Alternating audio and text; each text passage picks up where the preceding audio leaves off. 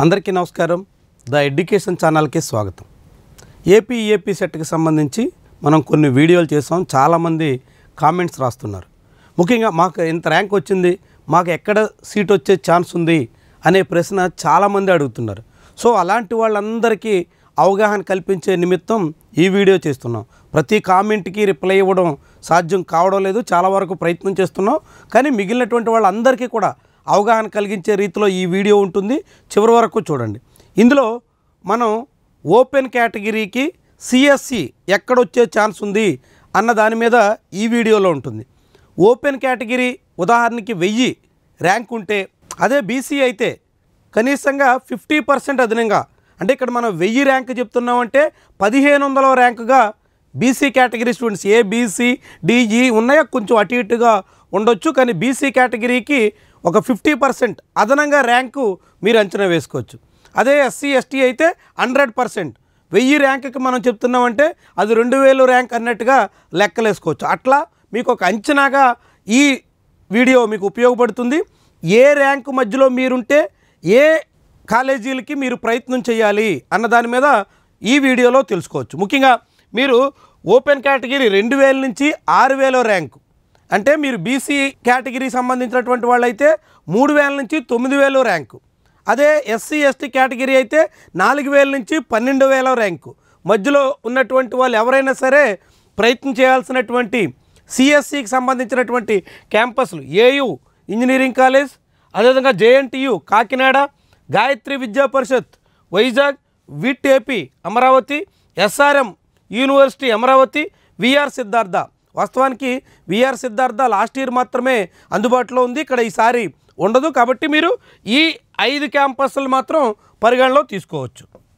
ఇక ఆ తర్వాత 6000 నుంచి 12000 మధ్యలో మీ ర్యాంక్ ఉంటే, అంటే అదే బీసీకి సంబంధించి అయితే 9000 నుంచి దాదాపుగా 16000 18000 మధ్యలో మీ ర్యాంక్ ఉంటే మాత్రం మీరు ఆర్వీఆర్జేసీ కాలేజ్ ఇక్కడ గుంటూరులో ఉన్నటువంటిది, జేఎన్టీయుకే దాంట్లో సెల్ఫ్ ఫైనాన్సింగ్ కోటా కూడా ఉంటుంది.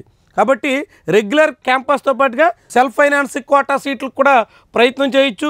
Anil Neerukonda institute of technology and science, ఇది కూడా వైజాగ్లోనే ఉంటుంది. మోహన్ బాబు యూనివర్సిటీ వైజాగ్లోనే ఉంటుంది.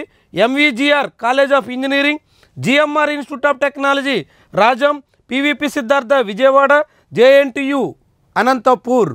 ఈ క్యాంపస్ల్లో మీరు ఓపెన్ కేటగిరీలో 6000 నుంచి 12000 ర్యాంకు మధ్యలో ఉంటే సిఎస్సి కోసం మీకు అందుబాటులో మీకు నచ్చినటువంటి క్యాంపస్ వీటిల్లో ట్రై చేయొచ్చు.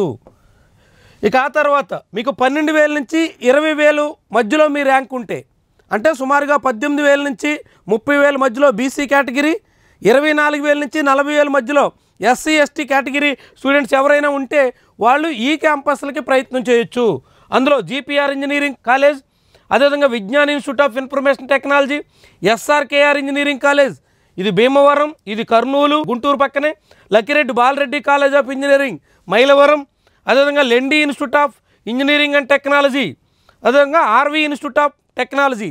ఈ క్యాంపస్ల్లో మీరు 12000 నుంచి 20000 మధ్యలో ర్యాంక్ ఉన్నటువంటి ఓపెన్ కేటగిరీ స్టూడెంట్స్ సిఎస్సి కోసం ట్రై చేయొచ్చు. ఇక ఆ తర్వాత 25000 నుంచి 50000 మధ్యలో మీరు ర్యాంక్ ఉంటే ఓపెన్ కేటగిరీ స్టూడెంట్స్ అయితే సిఎస్సిఏ మీరు కోరుకుంటుంటే మీరు ప్రయత్నం చేయాల్సినటువంటి క్యాంపస్ల లిస్ట్ ఇదే. ఇందులో కాకినాడ జేఎన్టీయులో ఇంజనీరింగ్ కాలేజ్ ఉంది, దానికోసం. అదేవిధంగా ఏయు ఇంజనీరింగ్ కాలేజ్లో, ఎంవిజిఆర్ ఇంజనీరింగ్ కాలేజ్లో, GMR institute of technology, SVU Tirupati engineering college, MVGR engineering college, Vignan institute of information technology, Lendi engineering college, JNTU Anantapuram, MITS Madanapalle, అదేవిధంగా Narayana engineering college, Anil Neerukonda Bheemili engineering college, వీటిలో మీరు ప్రయత్నం చేయొచ్చు. ఇక ఆ తర్వాత మీ ర్యాంక్ 50 నుంచి 1,00,000 లోపు ఉంటే మీరు ప్రయత్నం చేయాల్సినటువంటిది పొట్టి శ్రీరాములు ఇంజనీరింగ్ కాలేజ్ విజయవాడలో ఉంది, అదేవిధంగా అన్నమాచార్య ఇంజనీరింగ్ కాలేజ్ తిరుపతిలో ఉంటుంది. అయితే ఈసారి అది డీమ్డ్ యూనివర్సిటీగా మారే ప్రయత్నంలో ఉంది. డీమ్డ్ యూనివర్సిటీగా ఉంటుందా, లేకుంటే ఈఏపీ సెట్ కన్వీనర్ కోటాలో సీట్లు దక్కుతాయా లేదా అనేది చూడాలి. ఇక ఆ తర్వాత గైట్ రాజమండ్రి, దాంతోపాటుగా sir CRR engineering college Eluru, SVU Tirupati engineering college, VR Siddhartha engineering college. ఈసారి క్యాంపస్ అందుబాటులో ఉండదు. ఎన్ఆర్ఐ గుంటూరు కాలేజ్, అదేవిధంగా అమృత్ సాయి పరిటాల ఇంజనీరింగ్ కాలేజ్, శ్రీ వెంకటేశ్వర కడపలో ఉన్నటువంటి ఇంజనీరింగ్ కాలేజీలో మీరు 50 నుంచి 1,00,000 మధ్యలో ఓపెన్ కేటగిరీ ర్యాంక్ వచ్చినటువంటి స్టూడెంట్స్ అయితే మీరు ప్రయత్నం చేయొచ్చు. ఇక ఆ తర్వాత 1,00,000 నుంచి 1,50,000 మధ్యలో మీరు ర్యాంక్ ఉంటే జీపీఆర్ ఇంజనీరింగ్ కాలేజ్ కర్నూలులోనే మరొక క్యాంపస్ ఉంది. అదేవిధంగా కుప్పం ఇంజనీరింగ్ కాలేజ్ ఉంది. అవంతి విశాఖపట్నంలో ఉన్నటువంటి engineering college, Bapatla engineering college, Geethanjali Nellore, అదేవిధంగా PACE Ongole, NVR Tenali, BV Chalamaiah engineering college ఇది అమలాపురం దగ్గరలో ఉంటుంది. అదేవిధంగా అన్నమాచార్య ఇంజనీరింగ్ కాలేజ్, దాంతోపాటుగా డిఎన్ఆర్ భీమవరం ఇంజనీరింగ్ కాలేజ్. ఇవి మీరు 1,00,000 నుంచి 1,50,000 మధ్యలో ర్యాంక్ వచ్చినప్పుడు ప్రయత్నం చేయాల్సినటువంటివి క్యాంపస్ ప్రధానంగా. వీటితో పాటుగా ఇంకా ఆదిత్య, ఇతర కొన్ని ప్రైవేట్ ఇన్స్టిట్యూషన్స్ బాగా ఫేమస్ అయినటువంటి ఆదిత్య, ప్రగతి ఇలాంటి మరికొన్ని కూడా ఉన్నాయి.